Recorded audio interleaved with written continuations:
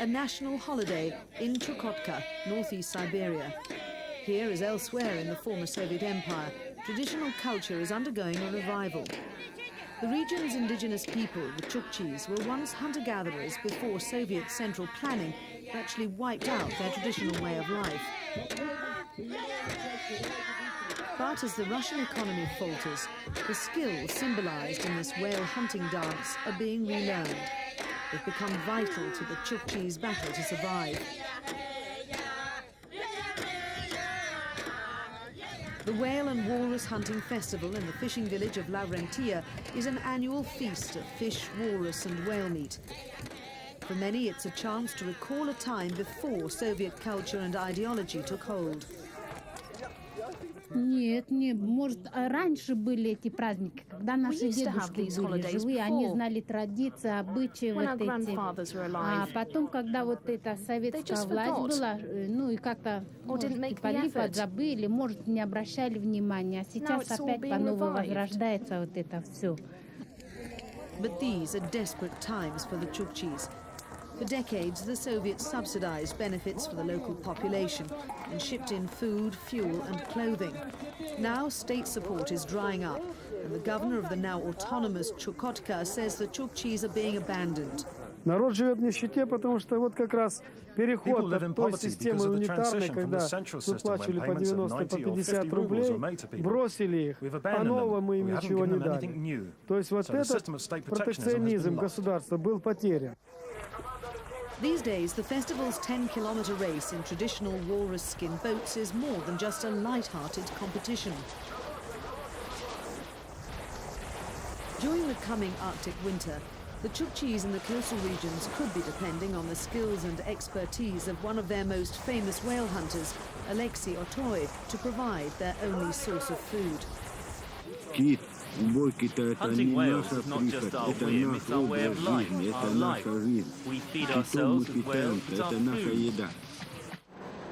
Temperatures can plunge to minus 30 degrees in the winter months, and a successful summer hunt of one of their allotted 140 whales a year is a big community event for the Chukchis.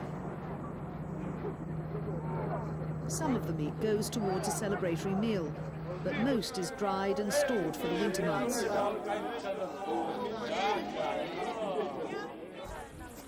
In the old days, vitamin-rich walrus, seal, whale and reindeer meat meant the Chukchi were a strong, healthy people. But the rampant industrialization of mineral-rich Chukotka meant they abandoned their traditional livelihoods to work in the new industries. A damaged environment, contaminated food and poor health was what they got in return. Chukotka and its inhabitants have never seen much of the wealth they've produced for the rest of the Russian Federation. But in the 7 years since autonomy, the deprivation has worsened. Valentina Kyon and her children are one of only 3 families left in a crumbling apartment block. The Russians who came here to find work have deserted the area, leaving the poor Chukchi families behind. Valentina is reduced to collecting berries and mushrooms to feed her children in summer. In winter, she relies on supplies of dried whale and walrus meat.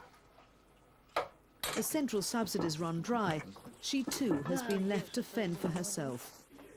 In winter, we don't get any money. Only the local government people have money.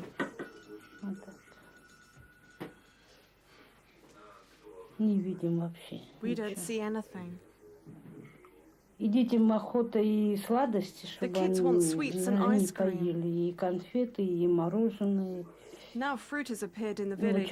They don't see any of that.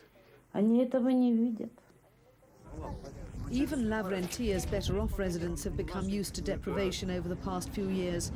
Many don't receive their salaries and hard cash for months on end, and a system of credit has become the norm. Shoppers sign for the value of the food they buy. Their debts to the shops subtracted from their salaries if and when they appear in the local government coffers. Today, poverty and environmental pollution have made the Chukchis a sick people. At Lavrenty's hospital, expectant and new mothers from around the region are given special food supplies. Pea soup for lunch and bowls of semolina twice a day. Birth rates here have plummeted and child mortality is on the increase. The Chukchi's very existence is threatened. This new mother says the government in Moscow has no idea how the Chukchis are suffering. Let them try and live here like we do. That's what I'd wish them. They should come here. Baby Kolya almost became one of the 10% of newborn Chukchis who don't survive.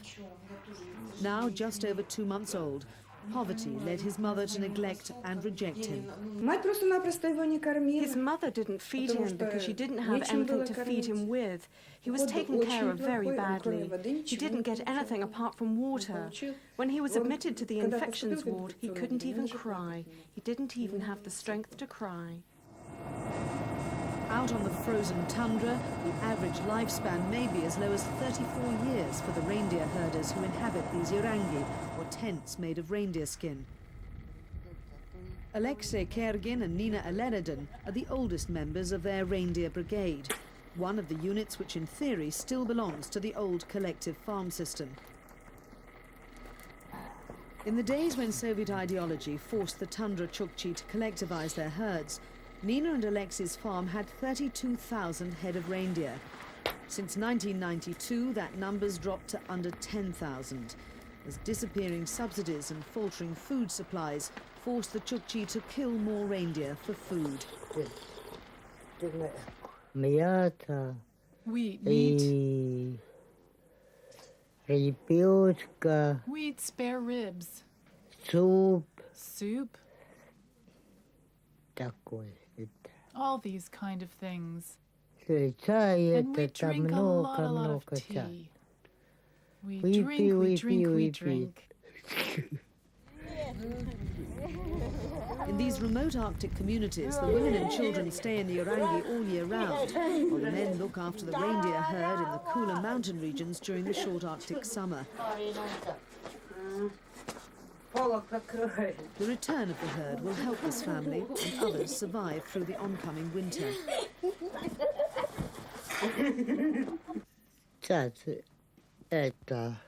We'll slaughter 2 or 3 reindeer. The herd comes back in September. Then we'll have a holiday. The